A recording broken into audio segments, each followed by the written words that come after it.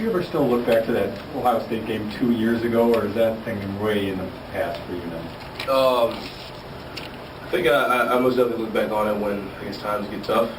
You know, say that this summer, this past summer for me, and I just look back on it and tell myself that you know, I went through that challenging time. So anything that comes my way again, I'm able to overcome it. You stood there on the sidelines that day and you weren't playing. Did you think 2 years from now I'm going to be going for the career record for touchdowns? I mean, how far away from your mind was that thought? I was far. I wasn't thinking about that at all. At the time, I was thinking about switching positions, switching to linebacker, and just trying to find any way to get on the field.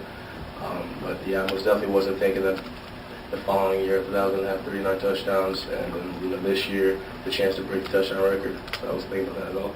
I remember specifically in the staff meeting making reference to John and all the offensive coaches to, you know, to grab Montee today, you know, say something to him, love him up. Hey, we're going to need him down the stretch. Just because you never know where a young man's mind is. And running backs, I was never a skilled athlete. I was never in that role. So I really asked for guys to help him through that situation. Really, what I didn't realize, which I should have, was the only person he was talking to was his parents, and that was all that that kid needed to persevere and move forward. I always give him a little bit of heat. If he would have came in and told me he wanted to switch to linebacker, I probably wouldn't have let him.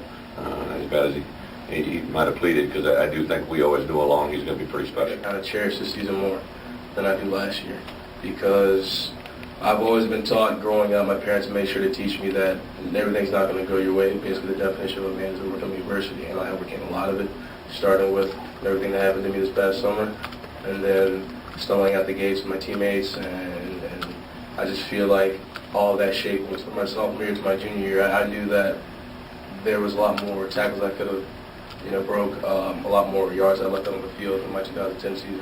I mean, 996 rushing yards. It kind of put a bad taste in my mouth. But so going into my junior year, I made sure that I was going to shed some weight, and I believe that helped a lot, obviously. But then from that year to this year, what I really focused on was just doing a lot of things better without the football, was pass protection, just being able to read the defense, you know, pre-snap a lot better than I did last year. And I believe that's helped me out a lot, and especially this team. I've had several guys comment to me this year they thought he's the first back to go in this year's draft. Many of them make the statement without a doubt. Do you think you'd be a pretty good linebacker right now, and where do you think your career would be if you were soon enough to tackle Braxton Miller this weekend? I have some years of experience with linebacker, but I don't think I'd be pretty good right now. I'm glad to see that I stuck with the running back.